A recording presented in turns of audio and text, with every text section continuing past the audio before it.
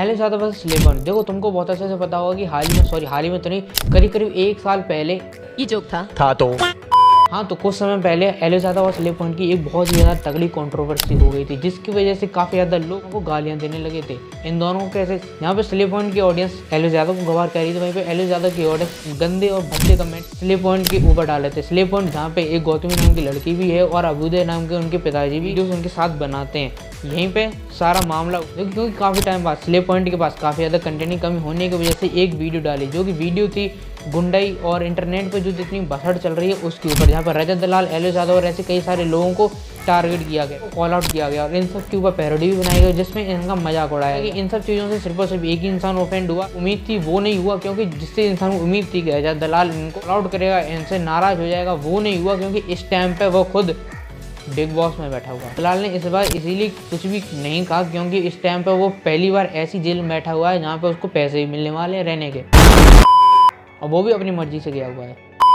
इसीलिए रजत दलाल ने तो इस पर कुछ नहीं कहा, पर कहा एलिस यादव ने। देखो आपको बहुत अच्छे से पता होगा कि पिछले 1-1.5 साल से जब से इंसान ये बिग बॉस से निकल के आया, तब से इसके पीछे बहुत ज़्यादा कंट्रोवर्सी बनी हुई है। सांप के जहर से लेकर मनी लॉन्ड्रिंग से लेकर और सारी जितनी भी चीज़ें थी, इन सब की वजह से इसके ऊपर बहुत ज़्यादा, यानी एलिस यादव के ऊपर बहुत ज़्यादा केसेस वगैरह चल रहे हैं। इसके पीछे काफ़ी ज़्यादा कंट्रोवर्सी बनी है, और मैक्सन वगैरह से लेकर और भी जितने भी लोग थे, थप्पड़ वगैरह मारना हो, ये सारी चीज़ें कंट्रोवर्सी से शुरू हुई हैं जब से एलिस यादव बिग बॉस से निकल के आए हैं। और इसी चीज़ को कॉल आउट करते हुए गौतमी ने और अभ्युदय ने इसके ऊपर वीडियो बनाई, और काफ़ी ज़्यादा अच्छी वीडियो थी, और इसमें बिल्कुल भी कुछ भी बिलो द बेल्ट नहीं था।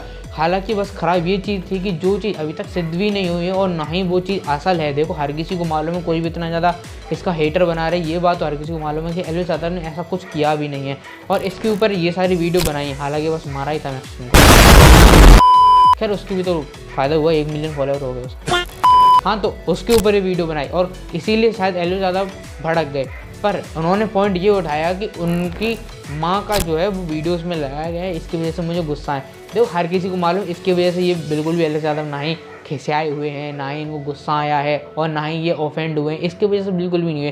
क्योंकि 1 सेकंड का सेगमेंट था जिसमें आंटी जी की शक्ल दिखाई गई थी, और ना ही उस पर कोई भद्दे कमेंट वगैरह किए गए थे। हर किसी को साफ साफ पता चल रहा था कि एलिस यादव किस चीज़ पर ऑफेंड हुए। तो ना अलग बात है, इंसान अपना रोस्ट देखने के बाद हर कोई ऑफेंड हो ही जाता है, और ऐसा नहीं है कि रोस्टिंग क्या होती है और कैसे बिलो द बेल्ट जाया जाता है, ये सब एलिस यादव को नहीं पता। शायद तो सब बहुत जाने के बाद भूल गए होंगे। एक बार उनको दिन याद दिलाओ जहाँ पे वो दूसरों को माँ बहन की गाली दिया करते, सरेआम इंस्टाग्राम पे दूसरों को जान से मारने की, गाली वगैरह देने की अपनी फैन से कहा करते थे, इसकी इस्तेसी कर धमकी दिया करते। कई भाई ऑफेंड हो गए, तुम्हें पता क्या करना है, मैंने आईडी मेंशन कर रहा हूँ उसकी ना माँ।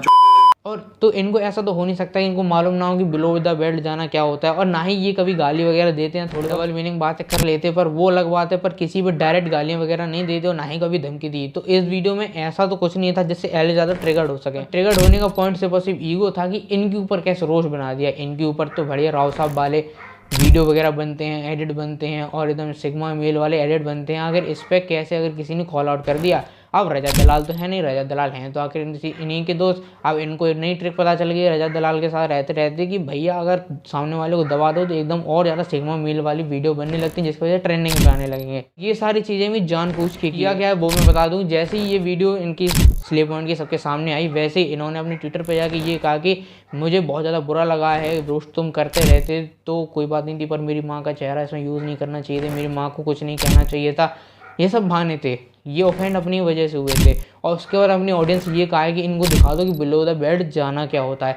इसके बाद इनकी जो गवार ऑडियंस थी वो जाके गौतमी की स्लेव पॉइंट का एक पार्ट है, अभ्युदय की जो बेटी है, उनकी वीडियो वगैरह को लेके गंदी तरीके से मॉर्फिंग करके एआई से या फिर कैसे भी मॉर्फिंग करके एडिट करके शायद की वीडियोस वायरल कर दी गई। और इसके ऊपर बिल्कुल भी गिल्ट एलिस यादव ने कभी फील नहीं किया, और ना ही ये कहा कि एलिस आर्मी ने जो कुछ भी किया वो गलत के ऊपर जब कुछ गलत हुआ था उसके ऊपर ये अपनी एलिस आर्मी को लेके आ गए थे, और इसकी वजह से इन्होंने पेड ट्रेंड भी करवाए थे ट्विटर पर। अगर आप जाके देखो, अगर आपको शायद कभी मिल जाए, तो ये सारे ट्रेंड खुद पे करके ये करवाते हैं, कहते हैं कि एलिस आर्मी वगैरह करती है, कुछ नहीं अपना पीआर चलाते हैं। ये सब चीज़ों कराने के बाद इनको लगा कि एलिस यादव की जो आर्मी है तो एकदम सिग्मा है, इनको लोग बहुत ज़्यादा पसंद करते हैं, और ये एकदम चैड है, इनकी फैन फॉलोइंग बहुत ज़्यादा है। ऐसा बिल्कुल भी नहीं है।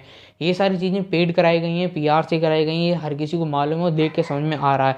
और ये सारी चीज़ें कराई हुई जानबूझ के। ये वीडियो ना ही इतनी ज़्यादा ऑफेंसिव थी जो स्ले पॉइंट ने बनाई थी, और ना ही इतना ज़्यादा बड़ा मुद्दा इसमें था, पर जानबूझ के ये सब किया गया। क्योंकि देखो बिग बॉस से जब ये निकल के आए थे उस टाइम पे ये अपना पीक हिट कर गए थे, और इनको भी बहुत अच्छे से पता है और हर किसी को इतना अच्छे से पता है कि इंटरनेट के बाद जो इंसान अपना पीक हिट कर लेता है उसके बाद उसका डाउनफॉल ही शुरू होता है, और डाउनफॉल ही एक्सपीरियंस कर रहे हैं। आज टाइम पे इनका यूट्यूब पे इतना ज़्यादा अच्छा करियर नहीं है, इसी वजह से टीवी शोज में जाने लगे हैं। यूट्यूब पे इतना खास चल नहीं रहा है, इसकी वजह से कहीं जोगिंदर के साथ लड़ाई करेंगे, कहीं स्ले पॉइंट के साथ लड़ाई करेंगे, कहीं किसी के साथ लड़ाई करेंगे। इसकी वजह से ये अपना चैनल इस टाइम पे चला रहे हैं, और ऐसा ही करने की इस टाइम पे इन्होंने भी सोची कि इस मौके को जाने नहीं देंगे, अच्छे से पकड़ेंगे, जिसके बाद इसके ऊपर रिप्लाईज किए, वीडियो वगैरह बनवाए, ज़्यादा बवाल करते हैं। देखो बात 1 to 1 होती रहे तब तक तो सही है, पर ये लक्ष्य कौशिक और अर्षित कौशिक जैसे लोग जो बीच में उतर जाते हैं, देखो तो मुझे इन लोगों का कभी समझ में नहीं आया। कटारिया की कभी की लड़ाई होती है बिग बॉस के अंदर तो ये वीडियो बना देते हैं, ट्वीट कर देते हैं कि तुझको ये झेलना पड़ेगा, वो झेलना पड़ेगा। स्ले पॉइंट कुछ कह देता है एलिस यादव के साथ तो ये कह देते मैं सॉरी बोलना पड़ेगा वरना झेलना पड़ेगा। ऐसा क्या है, कहाँ के गैंगस्टर हैं ये लोग, ये मुझे समझ में नहीं आ रहा। इतनी ज़्यादा चौड़ तो हमारे देश में रहने वाले MP PM वगैरह भी नहीं करते, इतनी चौड़ ये लेके घूम रहे हैं। ऊपर से अगर खुद का कुछ होता तो वो अलग बात है। एलिस यादव कटारिया के पीछे लगे लगे ड्राइवरी करने के बाद ये सारा एटीट्यूड इनके पास आ रहा है। इससे कोई कुछ नहीं कहता तब ये सारे एटीट्यूड हैं, खुद का कुछ होता तो पता नहीं क्या होता। और इतनी ज़्यादा अकल और इतनी ज़्यादा इंटेलेक्चुअल बनते हैं इनके ब्लॉग में, इनको बहुत ज़्यादा टाइम से देख रहा हूँ, इतनी ज़्यादा इंटेलेक्चुअल बनते हैं एलिस यादव वगैरह के सामने। इनको इतनी बिल्कुल अकल नहीं है कि अपनी एलिस आर्मी को रोकना चाहिए था कि ऐसी सारी चीज़ें ना करें। पर नहीं, एलिस आर्मी की ईगो ही नहीं हिट हो जाएगी अगर माफ़ी मांग ली तो।